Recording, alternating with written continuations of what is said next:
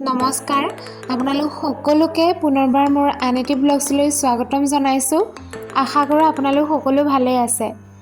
ধুবুৰীৰ পৰা এবাৰ মই ঘৰলৈ দ্বিতীয়বাৰৰ বাবে ৰাওনা হৈছিলোঁ আৰু ঘৰলৈ গৈ বিশেষ কামত তেজপুৰলৈও গৈছিলোঁ আৰু তেজপুৰলৈ গৈ মই লগৰ দুজনীমানৰ লগতে এৰাতি কটালোঁ।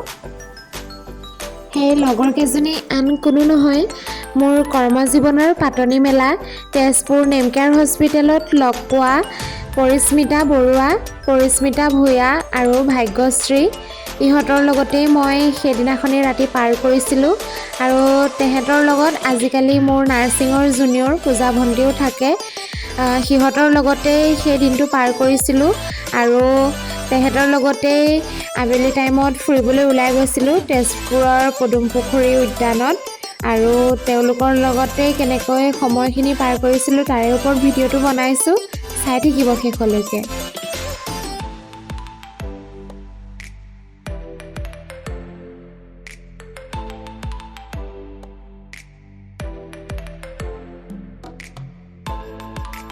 এইখিনিতে আপোনালোকক এটা কথা জনাই থওঁ, যেনেকৈ কিছুমান সম্পত্তি ব্যক্তিগত সম্পত্তি থাকে, ঠিক সেইদৰে ইহঁতকেইজনীও মোৰ ব্যক্তিগত সম্পত্তি।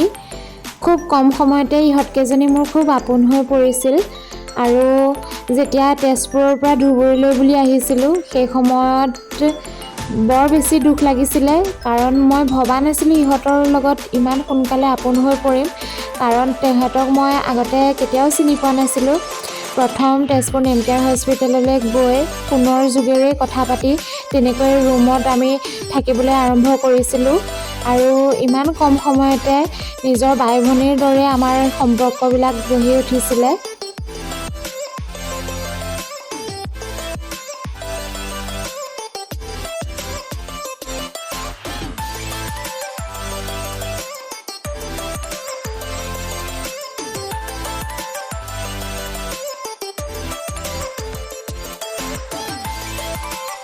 এইখন হৈছে তেজপুৰৰ পদুমপুখুৰী উদ্যান। আগতে মই যেতিয়া তেজপুৰত নাৰ্ছিং পঢ়ি আছিলোঁ তেতিয়া আমি লগৰকেইজনীয়ে মিলি প্ৰায়ে পদুমপুখুৰী উদ্যানলৈ যাওঁ।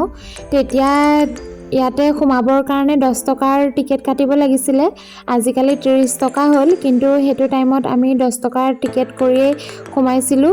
খুব এটি ধুনীয়া পৰিৱেশ।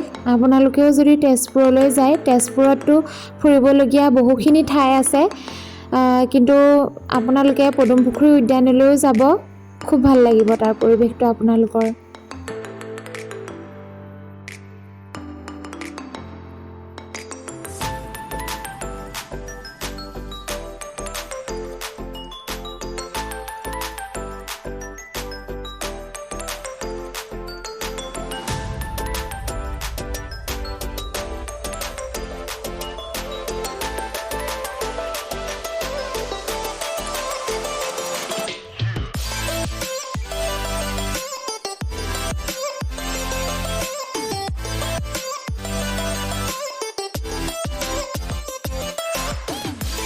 চাওকচোন কিমান এটি ধুনীয়া পৰিৱেশ।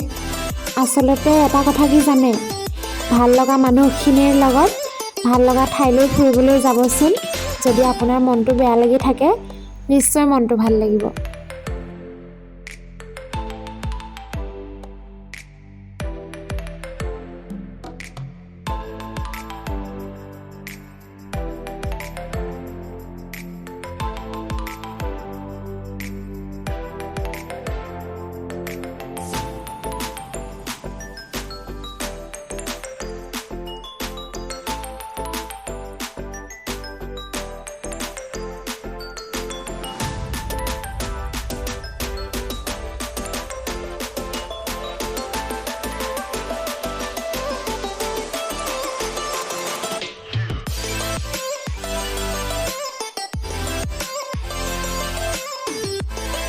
আৰু এয়া হৈছে জিন্তু হৈছে তেজপুৰ নেমকেয়াৰ হস্পিটেলৰ ICU টেকনিচিয়ান। মই জিন্তুকো সেই নেমকেয়াৰতে লগ পাইছিলোঁ, সিও মোৰ এজন খুব ভাল বন্ধু।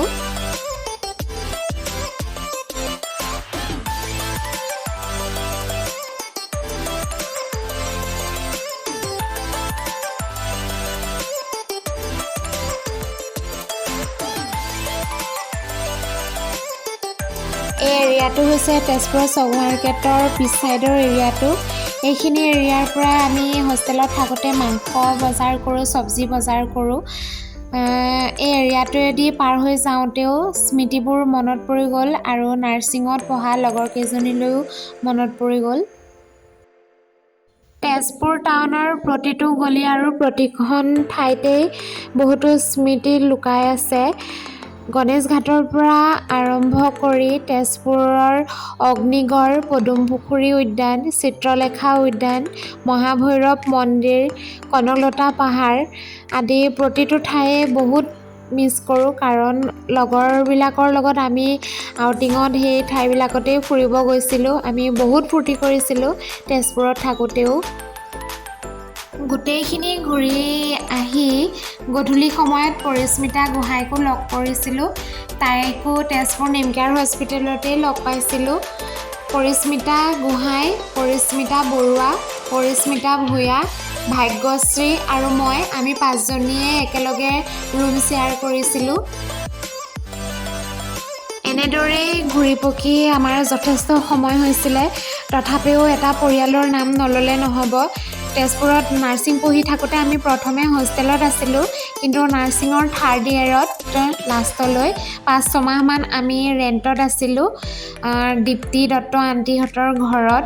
সেই আণ্টিহঁতৰ ঘৰলৈ বুলিও মই বাট ল'লোঁ, কাৰণ আণ্টি তেজপুৰলৈ গৈ আণ্টিক যদি এষাৰ মাত নিদিওঁ মনত বৰ কষ্ট নিজেও পালোঁ হয় আৰু আণ্টিয়ে গম পোৱা হ'লে আণ্টিয়েও বেয়া পালে হয়।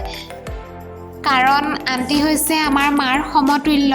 আমি আণ্টিহঁতৰ ঘৰত খুব কম সময় আছিলোঁ যদিও সেইখিনি সময়ত আণ্টিয়ে আমাক যিখিনি মৰম আৰু আদৰ দিলে সেইখিনি আমি কেতিয়াও পাহৰিব নোৱাৰোঁ। আণ্টিহঁতৰ পৰিয়ালটোৰ লগতে মনালী আংকুল আৰু ৰীণা আণ্টিহঁতৰ পৰিয়ালটোকো মই এই ভিডিঅ'টোৰ জৰিয়তে ধন্যবাদ জ্ঞাপন কৰিছোঁ। লগতে পাপা মামা আৰু অনুপদাৰ পৰিয়ালটোকো ধন্যবাদ জ্ঞাপন কৰিছোঁ, জেঠাইহঁতক সকলোকে। তেওঁলোকৰ ওচৰত আমি সদায় চিৰকৃতজ্ঞ হৈ ৰ'ম, কাৰণ তেওঁলোকেও আমাক যথেষ্ট মৰম আদৰ কৰিছিলে আণ্টিহঁতৰ ঘৰত থাকোঁতে। এনেদৰেই মই তেজপুৰত এটা দিন পাৰ কৰিলোঁ। যথেষ্ট ভাল লাগিলে। নিজৰ আপোন মানুহখিনিক গৈ এষাৰ মাত লগালোঁ আৰু লগে ভাগে এসাঁজ খালোঁ। আজিলৈ এই ভ্লগছটো ইমানতেই সামৰিছোঁ। আশা কৰোঁ আপোনালোক সকলোৱে চাই ভাল পালে, আৰু যিসকলে মোৰ চেনেলটোলৈ নতুনকৈ আহিছে তেওঁলোক সকলোৱে মোৰ চেনেলটো ছাবস্ক্ৰাইব কৰি দিব আৰু লগতে লাইক আৰু কমেণ্ট কৰিব। ধন্যবাদ।